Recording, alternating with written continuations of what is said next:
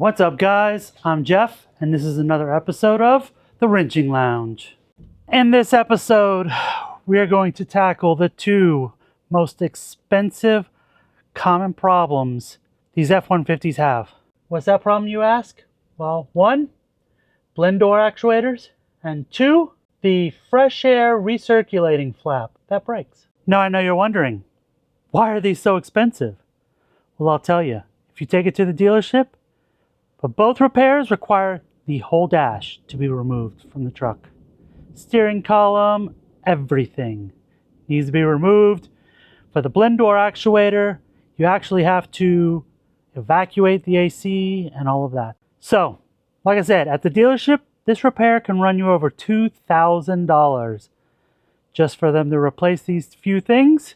And the worst part is, for the blend door actuator, it's a $32 part. And for the fresh air recirculating flap that breaks, I only paid about $100 for it. So sit back, hang out, and let me show you how to save some money.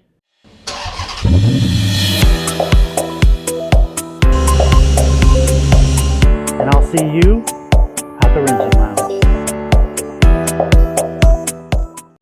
All right, very first thing, blend door actuators. What's gonna happen is when you turn on the truck, they go through their full range of motion. And if you hear this loud clicking noise, click, click, click, click, click, click, click, click, click, that means an actuator is going bad. Now on this particular truck, there are 4 actuators that it could be. Finding out which one is pretty easy. Let me show you what it sounds like. We're gonna just turn the key on.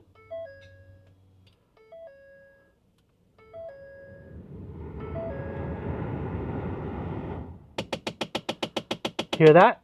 That was the actuator clicking. Now, let me show you where the 4 actuators are and the quickest way to determine which one is bad. So here's how you're going to check the actuators to find out which one. The first actuator is right above the acceleration pedal. Let me show you where it is.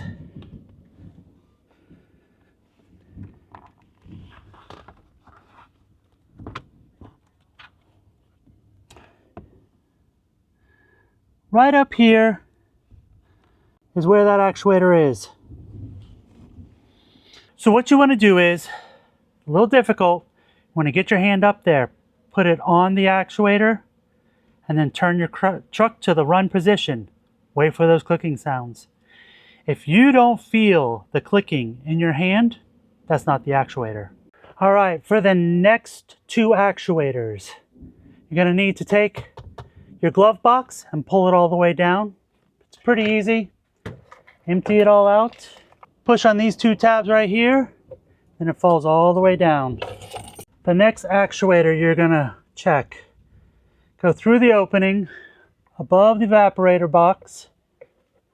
And right up there, where that little red clip is, that's the next actuator. Stick your hand up there, touching the blend door actuator, and see if it's clicking.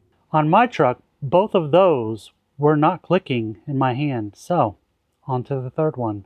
For the third actuator, it's actually behind this panel. This is the most expensive one to get replaced. To get to it, all you're gonna do is pull out the panel. And then right underneath here, this right here, that's the actuator you're trying to get to. You're gonna hold on to that, turn the key on, and see if it clicks in your hand. That's actually the one I have to replace. And if you notice, there is no room to get to it. This is why the whole dash has to come out to be able to replace this actuator. I've actually been able to replace it with a few modifications. If you notice right here, I've actually cut the top of this vent out. That allowed me access to this actuator right over here to get to the bolts and get it out. But to be able to pull it all the way down to disengage the socket, you have to be able to pry up and move the whole system up and down and separate it a little bit to get that actuator out. I'm going to show you how to do it. Of course it would be raining while I'm doing this. I live in Florida, so you know what that means. It's hot and really humid. This is going to be fun. And for the final actuator, it's actually through here. You can go from this way or you can go from underneath, but you're going to be able to see it, and it controls the fresh air recirc door. I'm not going to get into it too deep at the moment. We're going to be diving into this later in the video, because that flap that's in that box is actually broken on mine. It's a very common fault, and we're going to replace it without removing the dash. There are two things that I would really want to stress that you need to do. When I first got this truck, this actuator was actually bad and I replaced it. I almost peeled back my door because part of the repair requires you to take out the center console. Well, when I did that, it kicked the truck into neutral because I had taken out the shifter, and the truck started rolling out of my garage and almost hit my car and almost hit my wife's car to peel back the door. So, very important, set that emergency brake. The very next thing is disconnect the negative battery terminal. Later on in this video, we're going to be disconnecting the airbag on the passenger side. And when you do that, you do not want to have power going to it, because there's always a chance of making it pop. And if you do that, that's bad news.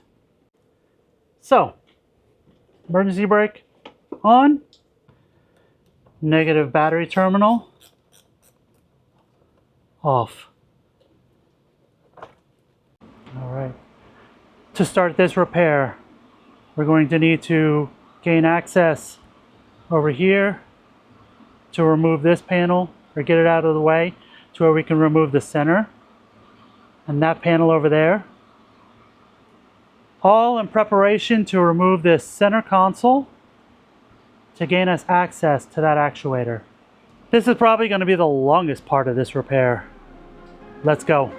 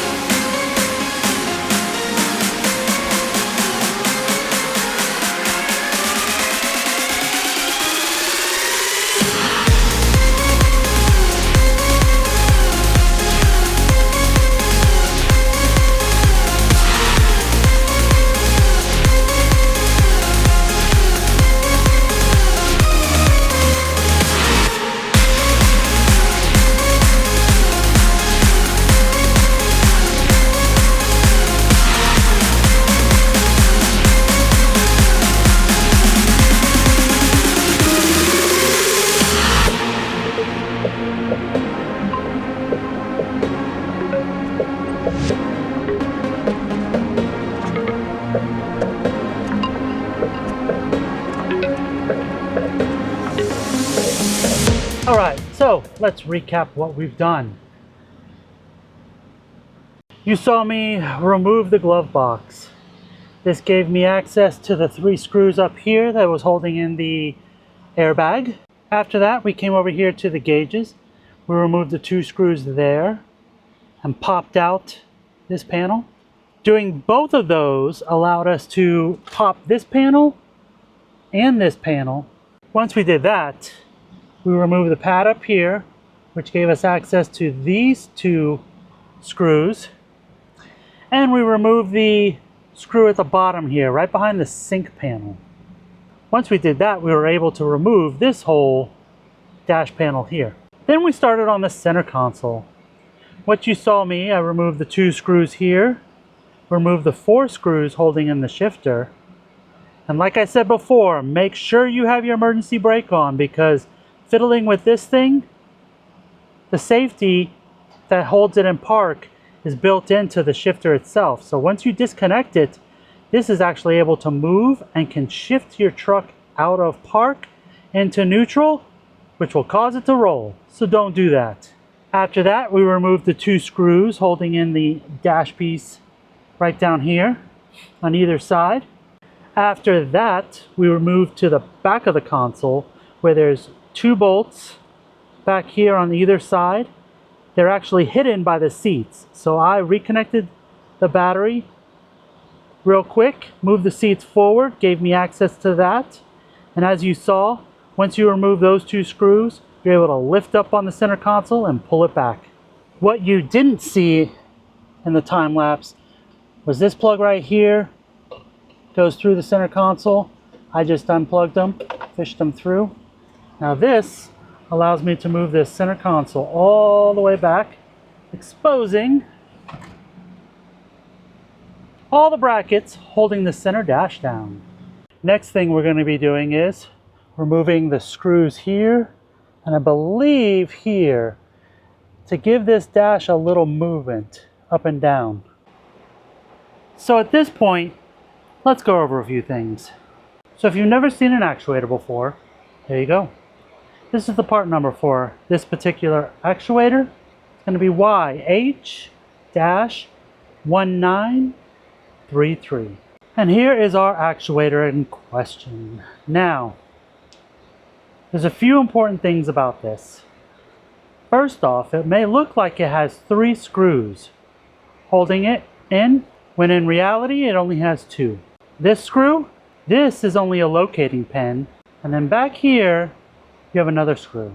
Now, if you remember, this actuator was actually bad when I bought the truck back in 2020. It's one of the reasons why I got a better deal, because every time you start the truck, it would do that click, click, click, click sound. So when I changed it previously, as I showed you, I cut some of that vent to be able to get to the actuator easier. Now let's dive back into the dash. We've got a few more screws to take out to get a little bit more movement out of it. Then we'll be able to replace that actuator. So, a few more things we have to do. As I said previously, I've already replaced this actuator. Part of the modifications I had to make was I cut here and here with a small hacksaw blade. If you notice, this is really high, and this went all the way across, and with it there, you're not able to get access to this actuator. So, make the modifications pretty easy, and it really does nothing. All it does is it's going to blow hot air out of it again, and this 2 inches is not going to make a difference. All right, so finally, all we have to do is there's a screw right here. Once we get that out, we're able to drop this down about 1/2 inch. And then, as I said before, this is the only screw I had to put in before. We're going to take that out. We should be able to get to our actuator at that point. Tell you what, that was not fun, even the second go around, but I got it out. Let me show you how I did it. All right, so showed you this screw separates the lower from the top. Well, I also had to go to the other side. So I also had to come to the driver's side. Take out a screw here, here, and there, over there, to help separate it a little bit. I disconnected this lever. I'll have to remember to put that back as soon as I get the other one in. And then finally, disconnected this just to get a little viewing. Real easy, pops right back on. There's the latch. All right. So I also unbolted the Sony amp and unbolted this bracket right here. This gives you a better view of the actuator, and you can get closer to the part that goes into the door, the flapper, and you can get a screwdriver right next to it and pry it down a little bit. So this is easier if you just take this bracket off. So there's the view once you take that bracket off. Makes it a lot easier to get to this area, because you also take off this duct work that's right here. It just pulls right off. All right, let me explain a little more what I just did. On the old actuator, when you take it out, you can't get to the screw on this side. You can get to this one, but you can't get to this one. So what you do is you break this one off as you're removing it. That way you can get it out. But then you're left with this piece still bolted to the bottom of the dash. And of course your new actuator still has this tab. So you could cut the tab off. That's actually what I did last time I replaced it. But since once removing this, we had access to this screw I went ahead and just removed the screw, and I won't put it back in because I can't get to it once I put this actuator in. So check this out. I took the cover off, so I would expect some broken teeth. So I took that gear off, it was fine. Took this gear off, no issues with it. Went to take this gear off, and what's this? Oh. Here's our problem. The shaft, which is supposed to be welded to the casing, broke off. All this because of a cheap piece of plastic. I don't know about you, but I'm ready to wrap this up. Time to put the new one in. I struggled quite a bit to get this back in because I couldn't get to the connector in the back and the wire wasn't long enough. Then I realized what I did initially. I cut the whole top off, but afterwards I ended up snapping this piece back in, the back half of it. So all I had to do was remove the back half. There's a little hook back here that it's on. So I cut the whole top of it off. I was able to then get my fingers behind there to get to the plug. Worked it in. Now the problem is it's not aligned correctly. So how do we get it aligned? All we should have to do is connect the battery, put the key in, turn it to run, and from there the shaft should spin, and then since this is holding a little pressure on it, it should slip right in once it's aligned.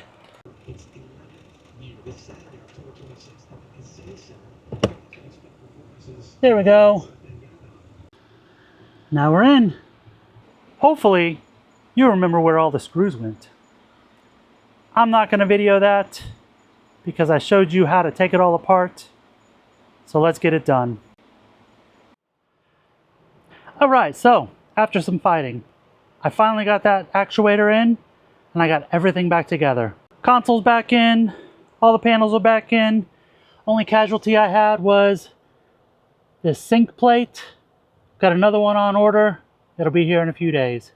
As I said in the beginning of this video, I am showing you two of the most expensive repairs on the F-150. We just did the first one, and here's the second one. There's a problem with the fresh air recirc door, and the problem is this little piece right here breaks off. What is it, you ask? It's the socket that's connected to the flap that goes from recirc to fresh air, recirc to fresh air. An actuator actually plugs into this end. Let's go to the bench and I will try and show you what's happening. Okay, so this is our brand new donor part. You have to buy it from Ford as a complete assembly. This is what Ford technicians would replace if they were doing it. And to replace this, they would have to remove the whole dash to be able to replace this. Now, remember that little part I was showing you? Here it is, right there. Does that look familiar? Because it is. That's the part that breaks off. And why does it break off? Well, the actuator that's connected right there doesn't have an endpoint on each side. What it does is, when you start the truck, it goes through a sweep and it moves the flap all the way to one side, and once the flap hits the stop, it senses the resistance. So there's a good amount of force on that flap until it senses the resistance, and then it goes all the way to the other side and stops, and it senses the resistance on that side, and from there it knows, okay, well now this is the field of motion. But until then, it doesn't know, so it hits the stop here, hits the stop there, all based on resistance. Over time, it's going to break off that socket for the flap. Now, let me show you the flap. As again, our donor part, the flap I'm referring to is this piece right here. As it goes back and forth, that's recirculate, that's fresh air. Recirculate, fresh air. And how this sits, This sits in the truck about like that. This is directly pointed at the passenger side right here, with an actuator bolted right here on this side, moving this socket. So from here, what we're going to attempt is to split this box inside the dash and remove this flap and install the flap from this one into the other box. Now, to do that, it's going to be tricky, but again, Ford is going to charge $2,000 or more to be able to do this repair. So, weigh your options. Is it worth $2,000 or some of your time and some cut up hands? So what we're going to attempt is, this box has a few screws. Let me point them out. It has one down here and it has one here. That separates this half right here. We also are going to be bolted into the evaporator box below it. So we're going to have to take out this screw and this screw. There's also a nut here we're going to take off. And we're going to try to get way back here to get to this screw. Once that happens, we should be able to pry this box, split it open, and be able to remove that flap out the bottom of the blower motor. And once we split this open, we should be able to reach up through the hole where the blower motor is and pull it out through the bottom.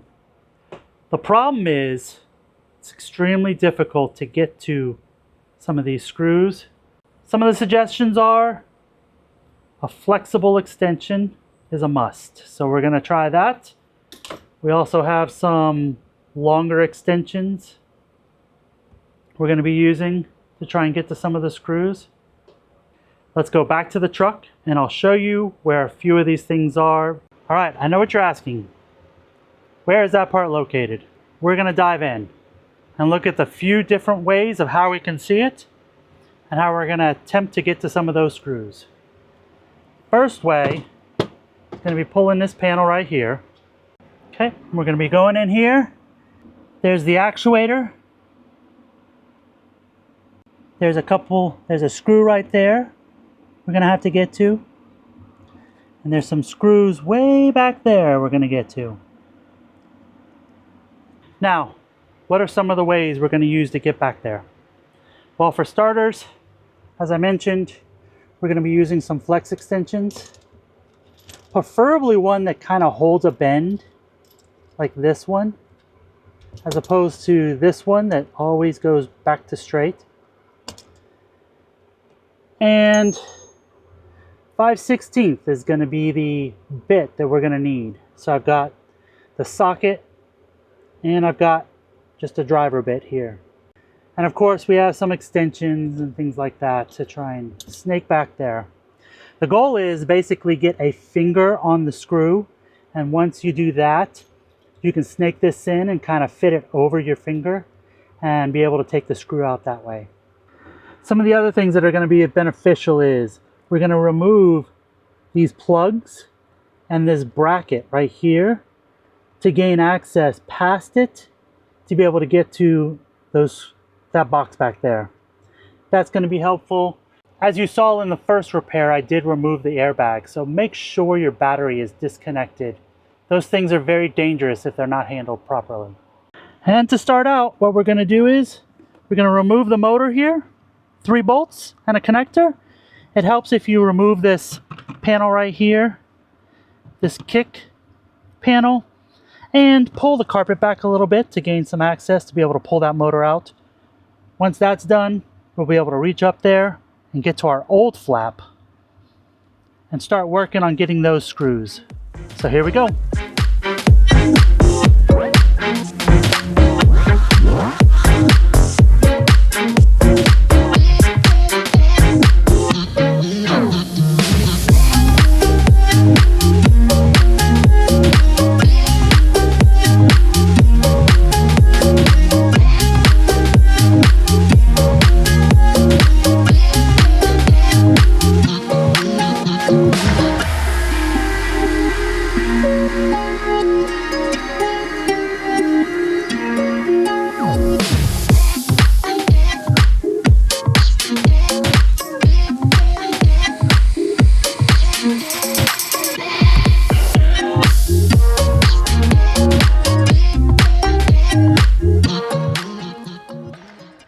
All right, here's a quick update. I got the blower out. I got that wiring harness out of the way. Got the bracket removed that the wiring harness was connected to. And I just found a way with one of these icon lights. If you stick it right back here, you have an amazing view of all the bolts. Let's see if I can get you back there. So I've already taken out this one right here. And as you can see, there's going to be one hiding there at the bottom, one right there, and then one at the top. Those should not be too hard to get to. After that, we're going to get this actuator out. So far, we're making some really good progress. All right, here's where we're at right now. I'm getting super close. As you can see, I've been able to pry the box up with a pry bar. And I've got a little trim tool. Let's see if I can get it in the picture. Wedged in to separate the two halves. We're getting close. At this point, all we have to do is pull out the old door and put in the new one. Now listen, this wasn't my idea. I want to make sure that the person that gets credit for it is Motors and Mischief. He was awesome, did a really good job explaining it, and that's why I'm attempting this. If you want another example of how to do this, head on over to Motors and Mischief, check their video out. And now, let's work on getting that door out.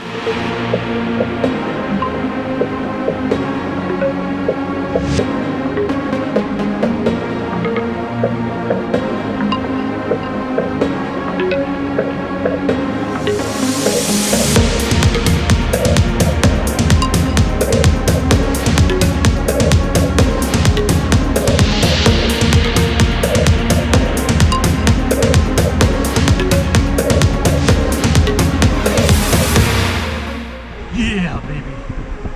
That one's out. Now, time to put the new one in. All right, here we are. Here's the broken piece. That's the broken door. I'll show you. That's the piece that broke off of it. Right there. And there's a new door. Speaking of sweat, let's do a garage temp check.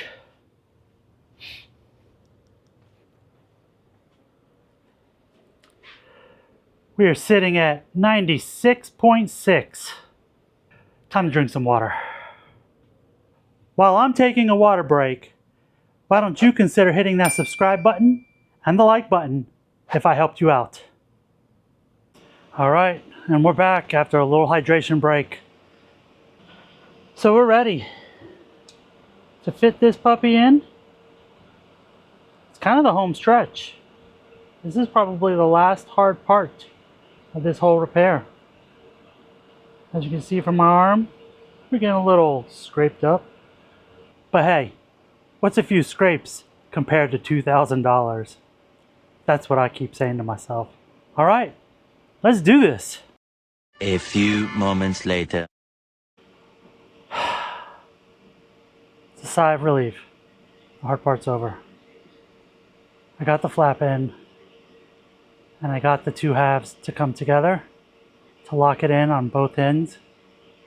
So now it's just a matter of putting some screws in and buttoning everything back up. Let me show you. You can see there, the two halves are together. The bottom part is in. The holes are lined up. Let's do this. This is what I like to call the home stretch. Not much more after this. All right. Got all the screws in the box. I'm down to my last 5 screws. 3 here, 2 here. These go to the blower motor. These go to the actuator. Now, as far as the actuator goes, I can almost guarantee this isn't lined up correctly. So what I'm going to do is very similar to what I did on the actuator down there. I'm going to get the locator pin in, and I'm going to get one of the screws started so that it doesn't twist all the way. Once I do that, I'm going to reconnect the battery, turn the car to run. At that point, this will start spinning because it's going to find the endpoints of the flap. As it's spinning, it should fall right into the socket.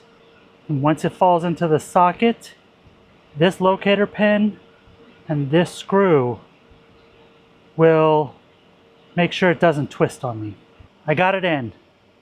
You can tell I'm a little tired. So, what I was able to do is connect the battery. I held the actuator onto the socket, aligned up with the alignment pin for the actuator. So from there, turn the truck to the on position.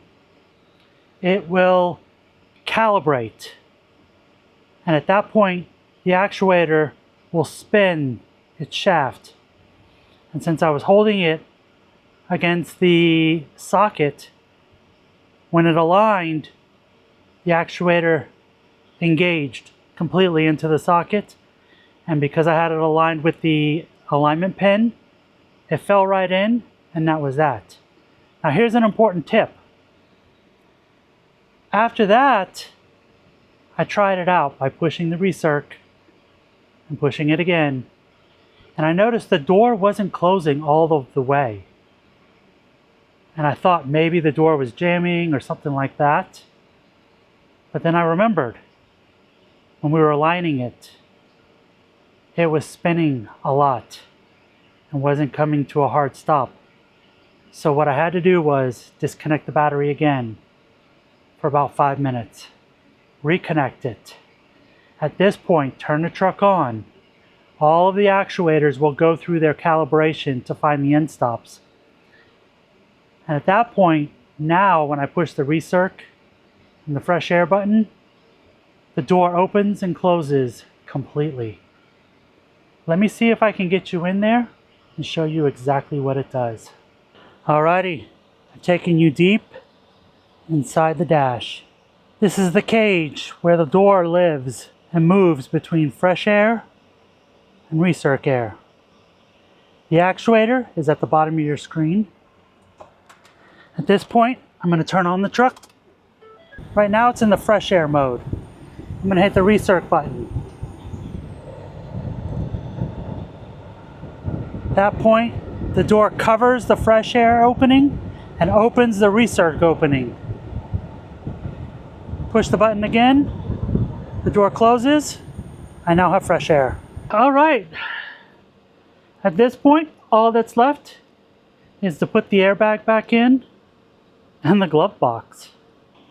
And very, very important, disconnect the battery. Leave it disconnected for 5 minutes before you mess with that airbag and try to plug it in. You really don't want that exploding in your face. And there we go. All back together. So overall, not quite an easy job, but it definitely saves you a buttload of money. I was able to fix both problems. Total cost, about 140 bucks. So the MVP of tools for this job is this right here. This is a Craftsman flexible bit extension. Now there's a difference between these bit extensions. This is the first one I got. And if you noticed, it doesn't hold its shape at all. It springs back. It's really hard to get on some of these screws because you've got to put so much force to keep it bent. Whereas this one holds a shape. Not entirely, like it won't hold a 90, but it'll hold decently, and it's really not stiff to be able to bend. You can hold this tight onto the screw, and with this, all you gotta do is twist it a little bit, and you're good to go. I mean, I don't know why Ford did this. Why does this thing break off? It causes a lot of headache, but we were able to do it. All right? Really appreciate you hanging out here, watching the video. learning a few things. Let me know if you've attempted this or you plan on attempting this. Feel free to comment below any questions. I'll try to answer the best I can. So until next time, keep turning wrenches, chasing dreams, and I'll see you at the wrenching lounge.